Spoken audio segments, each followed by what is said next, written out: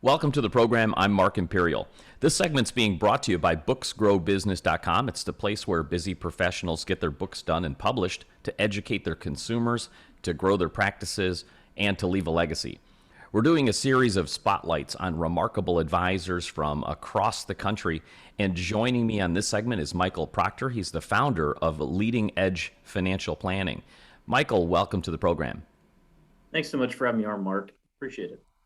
Michael, tell us a little bit about your work, and specifically, who are the types of folks that you help? Yeah, our work is really centered on what we call lifestyle financial planning. We focus on helping our clients get the most out of life from the time that we have left from here until then.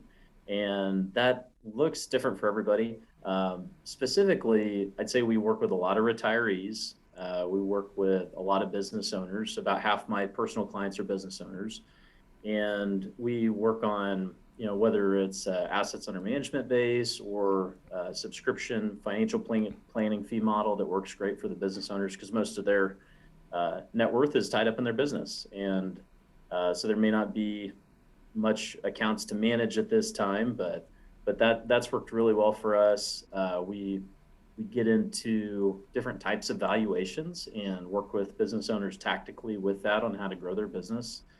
And, but yeah, I mean, I would say it's been such a rich experience being able to work with our clients in a way that helps bring the most out of their finances and, through their finances into their life and keep things in perspective as far as balancing goals and objectives and putting their family first and getting where they really, really want to go.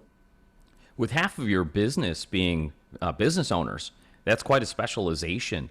Did that happen organically, or how did you happen to be working with so many business owners?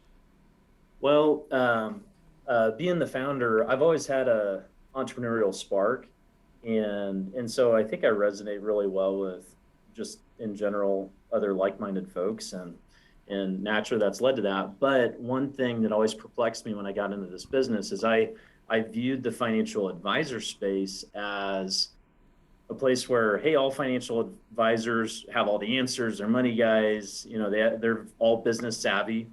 And I come to find out that wasn't necessarily the case. And in fact, that most of our industry isn't really wired to service that. And so I was a little bit disappointed with my finance background. And after several years of working in the industry, I just decided that, hey, I can do this in a different way that I think would be a better service to a huge underserved segment, which are entrepreneurs, and also at the same time serve others in a way that doesn't necessarily have a product agenda, where you get incentivized and bonused on selling in-house product or bonuses for hitting certain targets. And potentially, focusing more on the comp plan than the client's needs. Well, that's definitely a specialized knowledge to work with business owners, because I imagine they have some very specific different challenges. And to that point, what are some of the unique challenges, like the biggest challenges that business owners face versus anyone else? Well, I'd say there's one fundamental challenge, and that's getting out of your own way as a business owner. I'll speak to myself. I've got more of a mind that looks at strategy and vision and where can we take this and how can we get there in the most efficient way possible. Where my biggest weak spots are marketing and, I'm not necessarily a great salesman. There are some great salesmen out there, but the rest of the team, what happens a lot of times when someone has a passion to go found a company and start something, they know what they know really, really well, typically, and we all have blind spots. And so for us, the marketing was the blind spot. And what we've come to find is it was actually a unique competitive advantage for us if we could harness it. And so over the last year and a half, we've been on a journey of figuring that out. And we have a long way to go, but I guess just from personal experience, you don't know what you don't know, and sometimes in a huge way. And it speaks to how important it is to get the right people on the bus and really lean into the team on engaging the areas that you're not the strongest in and be able to hand off those hats, let other people wear them really well, and get out of the way of the team. Excellent. As we're speaking today, we're quite not quite out of the woods from this pandemic. So, with that in mind, has that shined a spotlight on anything with business owners today that are changing the way that they're viewing their financial plan? What kind of changes has the pandemic created in your field? I think it's been a wake up call for some that, um, today is someday, or today is tomorrow, for some, where they're either excited to transition their business off to the next leaders, or sell it and retire, or give themselves the flexibility to focus on what matters most to them. The pandemic has been stressful for business owners and everyday families in a lot of different ways, aside from just health. And yeah, so I think it's been a really big checkpoint for a lot of people in life, especially on how to transition their business, what is next for them, and what is most important to them. Because if their identity really was wrapped up in their business, and they saw that put at risk, um, they've had to reconcile that and figure out, hey, maybe this isn't the best place to be centered, and have been able to look outside of that. As you've been working with business owners, have you found any like huge common glaring mistakes that you see people make, or pitfalls that they've fallen into that you can shine a light on and kind of help people avoid? Absolutely. I would say one of the biggest mistakes is leaving succession planning for when a business owner is ready to retire, or ready to transition the business. Succession planning should really start when you found the business, because once that thing's going, if they pass away, or heck, if I pass away unexpectedly and I don't have a plan in place, it is a total mess for our clients, for at this point, the other employees or advisors in the business. Might take some time in court, might take some time to sort out. And so you've got to start with that way before you're ready to sell. Frankly, the best time to be able to sell is when you have a willing buyer. And just because you're ready to sell at some point doesn't mean that willing buyer is going to show up either. It takes about 5 years to get a business ready to transition, typically.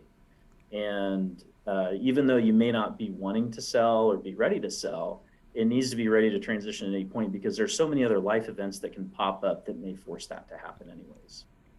To your point, is it ever too early to start planning? Do you think about it just 5 years before you want to sell, or is it okay like right when you start your business? What are the advantages of starting early?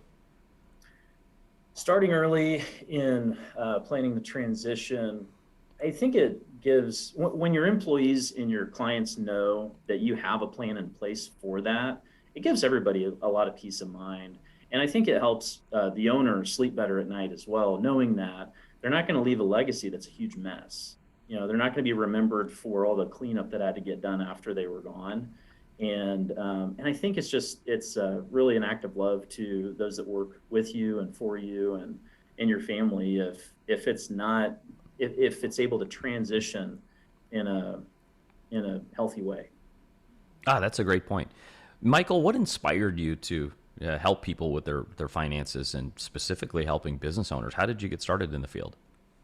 Well, to get started in the field, I was in an organization called the Navigators, and one of the things and this is back in college, one of the things that was really impressed on me is, if you want to know what's important to somebody, you can either look at their calendar or their checkbook, and you see where their time and their money goes. I didn't see a big career opportunity in scheduling somebody's calendar, but what I did see was, with my finance background and always my design, like I started off even as a kid starting businesses, and I always loved haggling and making the deal and making money my own way. And so that all kind of combined into, if I can work with individuals, with families, and it's grown, today it includes business owners, on leadership within the family, helping couples to get on the same page, to understand each other better, as it relates to money and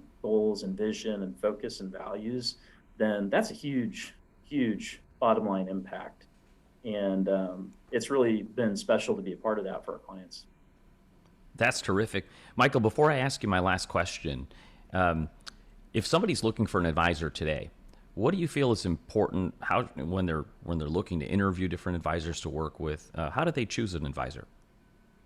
I would choose an advisor on a level of belief, because if there's some clients that we're not a great fit for, but especially when we have clients that have a strong faith and that's important to them, that's very connected to what they do with their money. And if that's not the case, then I don't know if it's necessarily hard for us to work with somebody like that, but I would start with really what does a client believe in, and look for that in their advisor as well to encourage them down the path that they want to go. I would also ask how they're paid and get really clear on that. And if there's other bonuses or incentives, or if they get paid more selling in-house product than from other carriers. I'd also get references can be helpful. I would look at what is the scope of work, because it is really easy for an advisor to do the very commoditized aspect of our industry, which is just manage a portfolio, because we manage portfolios for clients, for hundreds of clients. And if we just stop there, our job is very simple and very easy, and does add value, but maybe not as much as when you get down to what really matters most for a client, and for them to understand how much interaction they're really going to get on that level with their advisor, and how much they're really going to move the needle on how much they enjoy their life. That's great insight. Michael, for folks listening in right now that would like to speak with you, how do they find you, connect with you, and learn more? Yeah, one of the easiest ways would be go on our website, www.leadingedgefp, as in financialplanning.com, or they can call me or call our office at 316-768-7526, and just schedule an appointment with myself, or there's several other advisors here today. This has been terrific. I really appreciate you taking the time and sharing with my audience today, Michael, and I wish you continued success for you and for all of your clients. Thanks so much, Mark, for having me on, and I appreciate the dialogue. That was Michael Proctor. He's the founder of Leading Edge Financial Planning. And this segment's been brought to you by booksgrowbusiness.com. It's the place where busy professionals get their books done and out there published, and educate their consumers, grow their practices, and leave a legacy. That's all for now. Thanks for joining me. I'm Mark Imperial. Take care.